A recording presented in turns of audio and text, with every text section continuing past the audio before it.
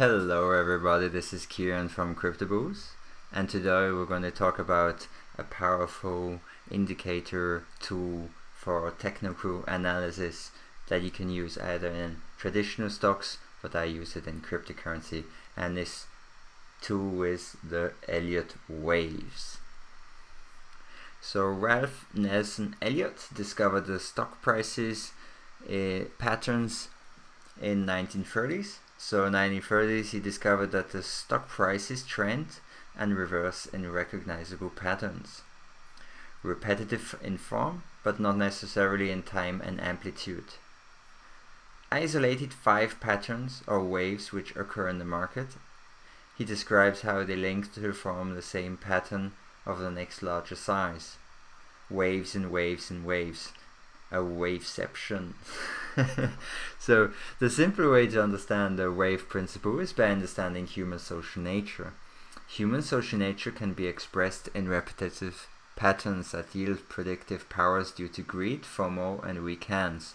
Sometimes the market reacts to outside news, thought, or hype, but most of the time it does not. Here we've got a small picture of XKCD, and yeah, I guess everyone can relate to this at some point of time. Anyway, waves are directional movement which lead to progression. Now for the basics of the wave patterns. The progression in markets takes the form of 5 waves. You've got 1, 2, 3, 4 and 5. There are 2 types of waves development, motive and corrective. So if we go back here, the motive waves are 1, 3 and 5. 1, 3 and 5, always going up. The corrective waves in this case are 2, 3 to 4, so it's 3 waves total. Each 5-wave pattern consists of 1 wave from a larger pattern. The chart below might help you visualize how all waves fit together to form a larger and larger market cycle that lasts decades. We'll see that in a bit. So each degree of the wave pattern has a different name and a different number. So here we've got the grand supercycle. It's multi-century, a very long wave. The supercycle, multi-decade, about 40 to 70 years. So that's when people talk about long-term investments. They're around these cycles. Hopefully you can start investing at the beginning of such a supercycle. A normal cycle, 1 year to several years, or even several decades under an Elliott extension. Primary, a few months to a couple of years. Intermediate, weeks to months. Minor, weeks, minute, days. Minuet, hours, and sub-minuet is minutes. Now when we're talking about cryptocurrency at the moment, we are probably only with the normal cycles, since cryptocurrency does not exist yet for 40 to 70 years. So I'd guess we're at the beginning of a super cycle, which will last probably 40 to 70 years. But yeah, that's going to take a long time for the next part of the cycle, the reversal. So it's a good thing. So it's a good thing. I believe that if you buy now and you want to invest for a super cycle, then you're gonna be definitely a bit wealthier than if you don't do it at all. Alright, so here you've got the Elliott wave with the different subwaves in it, and you can see that each subwave makes up a larger wave. So the sub-minuet makes the minuet, and so on. So one wave up, you've got 1, 2, 3, 4, 5. And then you've got the corrective wave, and then again a motive wave to form the 3rd wave. So here there are a few rules for the waves. So the 2nd wave should not go below the 1st one. The 3rd one is also one of the longest waves, and the correction of the 3rd to 4th wave should not be below the top of the 1st wave. So to point out the rules again, a correct Elliott wave count follows these 3 rules. Wave 2 never retraces more than 100% of wave 1. If that happens, then it doesn't count. Wave 3 cannot be the shortest of the 3 impulse waves, namely waves 1, 3 and 5. Wave 4 does not overlap with the price territory of wave 1, except in the rare case of a diagonal triangle formation. A common guideline called alternation observes that in a 5-wave pattern, waves 2 and 4 often take alternate forms.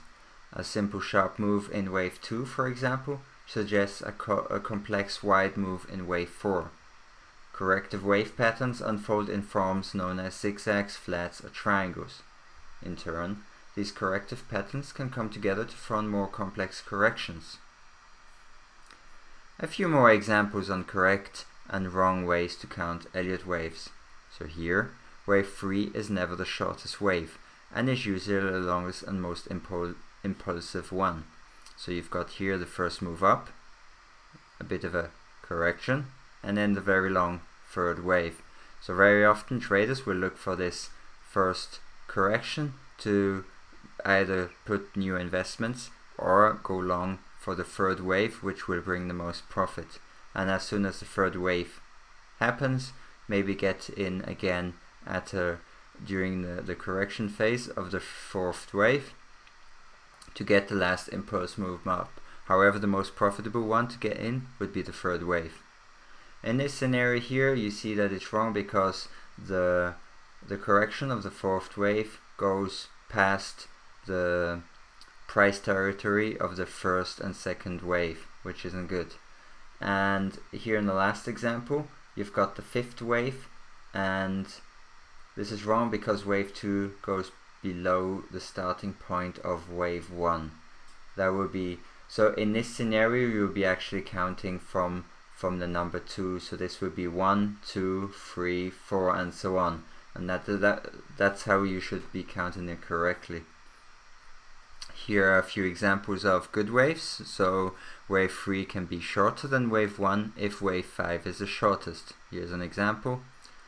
Wave 5 is able to never go past the peak of wave 3, like this. So that would be also considered a double top. And every wave always has its own 5 waves called subwaves. However, it's sometimes quite difficult to notice them, especially if you're looking at the minute mark. Just an important thing to note is that if the correction of the second wave is very small, then the correction of the fourth wave will be much higher, and very often what happens is that the fourth wave will touch the top or within a small range of the top of the first wave. So if you're looking for the next big coin, look for one that had an impulse wave up and has never retraced back below that starting point, and that is the indication of potential for healthy growth. And you can do this on the 1 hour, 4 hour or even daily time frame. The weekly is even good. You can see, like, it's much easier to notice the impulse waves and the different Elliott waves the higher the time frame, since you don't have the intraday volatility that is sometimes quite confusing. So here you've got a few more examples of parallel channel and Elliott wave counting.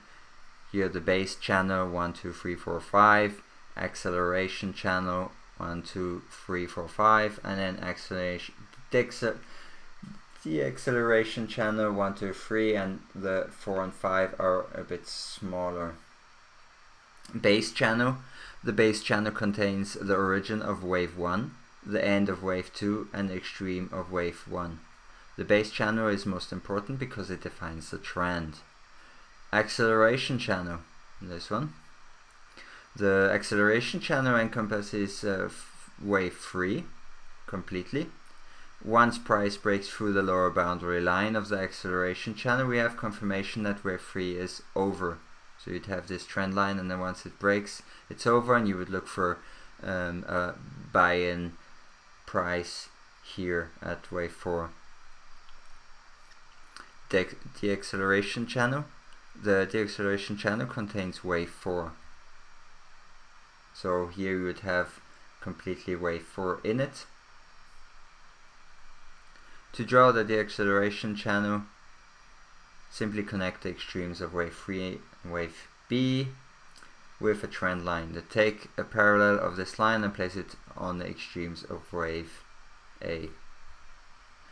That's quite understandable.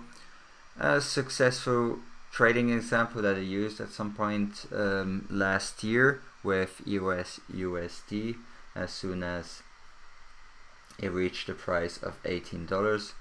In this situation, I noticed that we were approaching the 5 wave of a pattern, the 1, 2, 3, 4, 5. You can also use Fibonacci to help you with this, as the corrective phase is often around the between the 0.5 and 0.6 level for the second corrective wave. However, if the second corrective wave is less than 0.6, then you can expect that the corrective wave after wave 3, so the wave 4, won't be as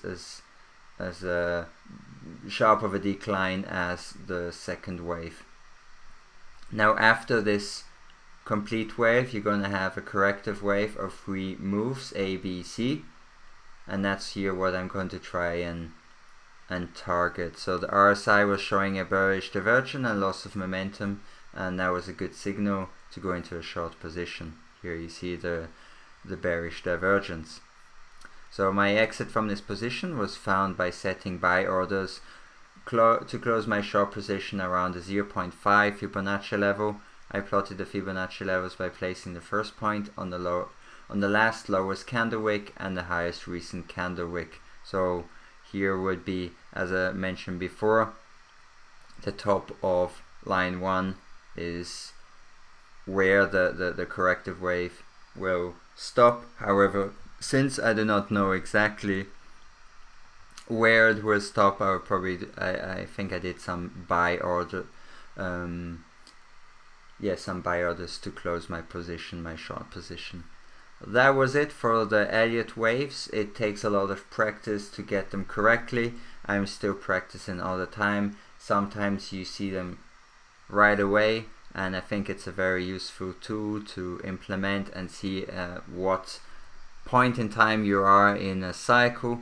Especially for the long-term investments, it's good to know if you're going to be buying at the top and the end of a cycle, so that the end of a 5th wave. So it might be better to wait for the corrective wave before investing again. Now, I won't only use this indicator. There are many other indicators like RSI, moving average, and so on, that can help you find the best moment to buy into a cryptocurrency. So that was it. I hope you enjoyed this video, and I wish you a great day. See you on the next one. Bye bye.